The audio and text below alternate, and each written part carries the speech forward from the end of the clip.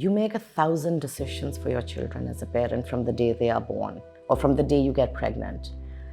And this was probably the hardest because I was making a choice that was about life or death. I went and picked up the report, and I remember opening it, and the first thing I saw was that his hemoglobin was 4. The comments, it said that suspect acute lymphoblastic leukemia, suggest bone marrow treatment. And he said, why don't you tell me what you're thinking? I said, I'm being morbid, but I think it's cancer. And he said, you're not morbid, it is cancer. And I remember my father coming in. My mother didn't come. My father came in, and he just put his arms around me, and he said, all he said was, Allah pe bharosa karo. Diya hai to bachayega bhi. She says, because this test is 24 hours ago, and he is losing blood by the second. So before you can deal with the cancer, he needs blood. He would scream for 25 minutes constantly because this wasn't his fault. It wasn't anyone's fault. It just was. There was a point when he was on the ventilator, and the doctors had given up hope, and they had told us. They said, we have no more medicine to offer you. What I really needed at that time was another mother who had lived it. And that would have helped. There are places inside me which are so dark right now. I said that you can't hear them.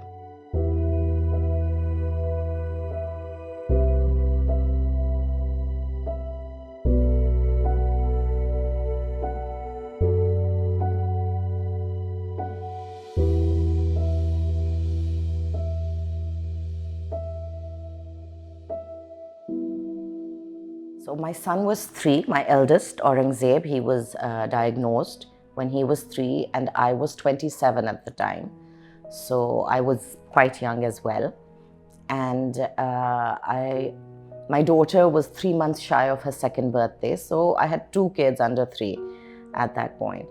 And it was by chance. It's actually very funny because my mother was very concerned. You know, he had like a light fever, kids get sick, nothing. There was no symptom. There was nothing that I could say, okay, this was the reason we took him to the hospital. There was no reason. My mother was just concerned that, you know, when she used to come over, she'd be like, you know, he's looking really pale, he's very pale. And I would say, Mom, you know, he's fair like me, you know, it's not a big deal. And she'd be like, no, he's really pale. And then she was hounding me so much, and we made an appointment with the doctor. And I remember being very annoyed with my mother, saying that, oh my God, my mother thinks I don't know anything. You know how you are in your 20s, your parents don't know as much. But I went to the doctor, and he just had me do a CBC. It was a very basic test. And he said, yeah, maybe he has a fissure or something because he's losing blood somewhere. So, you know, got the blood test done. And it was hilarious because the kids were spending the night at my mother's that day because it was date night for my husband and myself. And that's how casual this entire thing was. And so, you know, the next day, very calmly, I went to pick up the report, and I went and picked up the report. And I remember opening it, and the first thing I saw was that his hemoglobin was 4. And I remember thinking, oh God, now he'll have to take iron supplements, and that creates a host of other issues, and it'll be kadwa. And I was like, okay, whatever. And as I was just going down in the comments, it said that suspect acute lymphoblastic leukemia, suggest bone marrow treatment. And I went to the doctor, and I remember sending the report inside, and you know, looking around, and there was such a long wait, and I said, oh God, I'm going to be waiting for 3 hours. And within 2 minutes, the other doctor came to call me, and she said, you know, Dr. Nasir is calling you inside. And that was my first inkling that something's not right. So I went in, and he looked at me, and he just said, he's like, Amal, you will have to be braver than you have ever been. And I was like, you need to say this really fast because it can't be what I'm thinking. I said, I think I'm being paranoid. So it really can't be what I'm thinking. And he said, why don't you tell me what you're thinking? I said, I'm being morbid, but I think it's cancer. And he said, you're not morbid, it is cancer. And I remember just sitting down at his desk, and he said, the silver lining, if you want to call it that, is that ALL has the highest rate of complete cure. At that time, it was 65%. And I remember that time it was as if I could just hear buzzing in my ears, because what he was saying stuff, and I wasn't sure, because once he said yes, I don't know how much I really heard after that. So he wrote a letter for his colleague at AKU, and he said, you need to take him in. And I remember I was just looking at him, and I thought I was just very calm. And till he, he kind of came to me and he patted me on my head, and he said, himmat karo. And that's when I realized that I was crying. I had no idea, because I wasn't feeling like I was crying. It was just like as if water was just pouring out of my eyes. And I remember just looking at him completely shaken. And I said, I don't understand. And he just said, braver than you have ever been, stronger than you have ever been. It will be okay. And I remember taking that to heart, and I said, okay. And I sat in the car, and I went to my parents' house. And on the way, I spoke to my husband, and he was just like, ye kya hota hai? Leukemia kya hai? And I was like, blood cancer. He's like, pagal hai doctor, ye report. And I was like, let me go pick up the kids and come home. I don't want to do this on the phone. I'm in the car, the driver's there. I don't want to have this discussion here. And then I went to my parents, and I remember I didn't even go to them. I just went straight to the house, and I went into the drawing room, and I think I had a meltdown.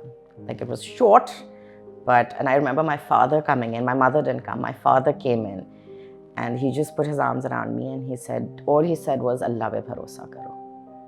Diya hai to bachayega bhi.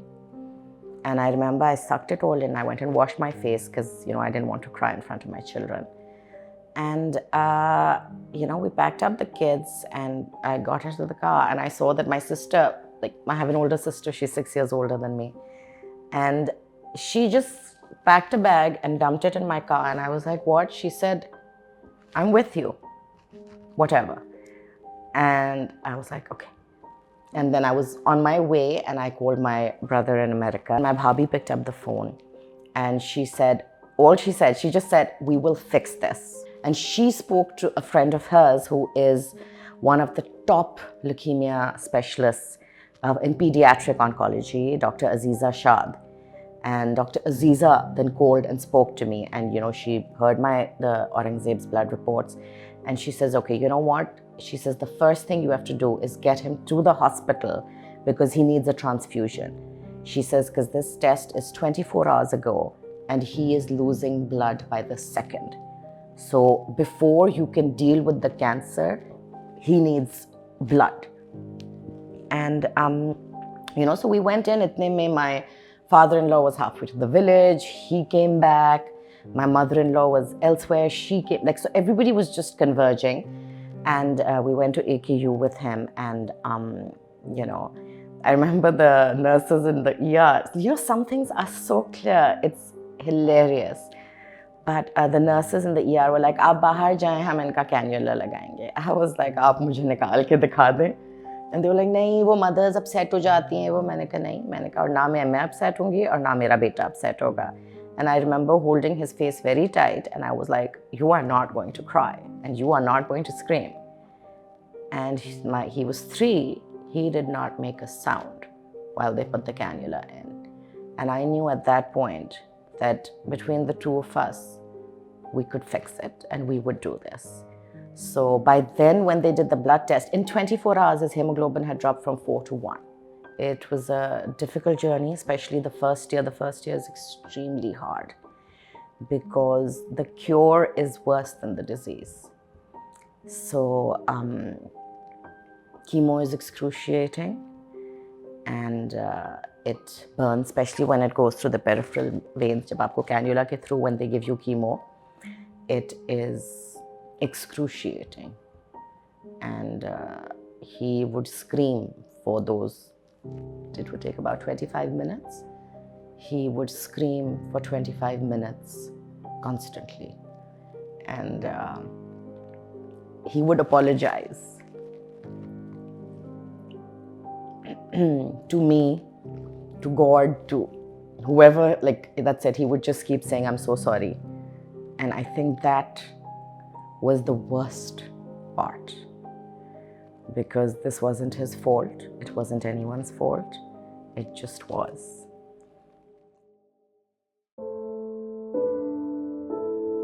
There was a point when he was on the ventilator and the doctors had given up hope, and they had told us, they said, we have no more medicine to offer you. And I think that was probably the worst moment of my life to date, where I had to, for the first time, accept the fact that maybe I might not be able to fix this, and that being strong and brave and positive just maybe wouldn't be enough to get us through this. And I remember going to the ICU to see him, and he had a terrible infection, and he was on the ventilator, and his body was this big, and he was orange. And they had put a cannula on his head because they couldn't find any veins in his body. And I remember thinking then that I was done, that I had no capacity for even 1 second more. And I remember at that point feeling as though someone was holding me. I was by myself, I was outside. I went to have a cigarette, to be very honest, because I was like, I'm done. I can't take it for even 1 more second. And I actually just felt like someone held me. And that's it. And I just kept thinking that, okay, I have another daughter. And for the first time, I said to myself, if my son dies, that was the first time I'd ever allowed myself to say it, then I need to make sure that I am the world's best Muslim, because he's so pure, he's going straight to heaven. I need to prove myself, and I need to be better. I need to do better. And the entire time I was thinking this to myself, I still felt like, and I was alone outside, and I felt like I was being held. And I said, okay,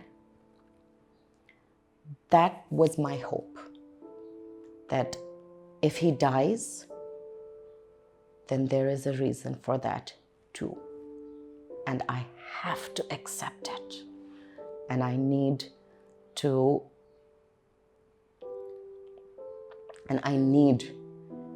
do better and be better so that I can go to heaven and meet my baby. And I need to be better for the daughter I already have.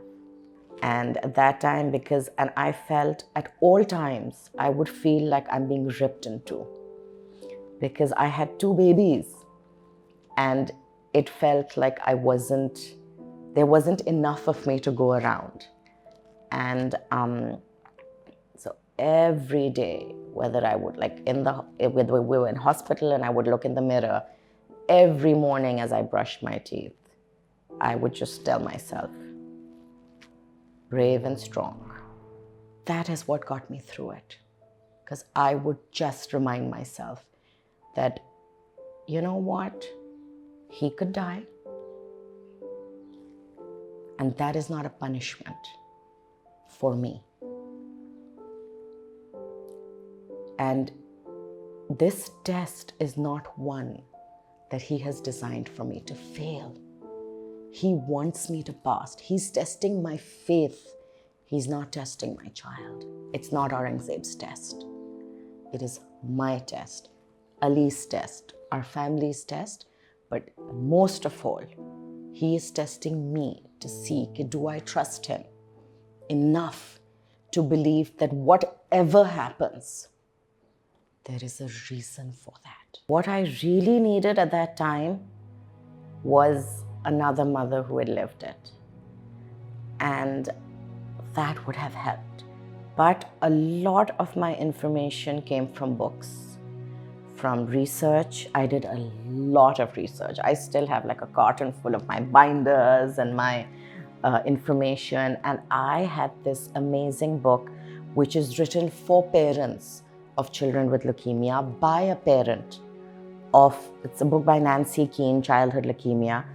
And it detailed the medication, the side effects, possible side effects, probable side effects, It spoke about feelings and the different stages that you would have to go through.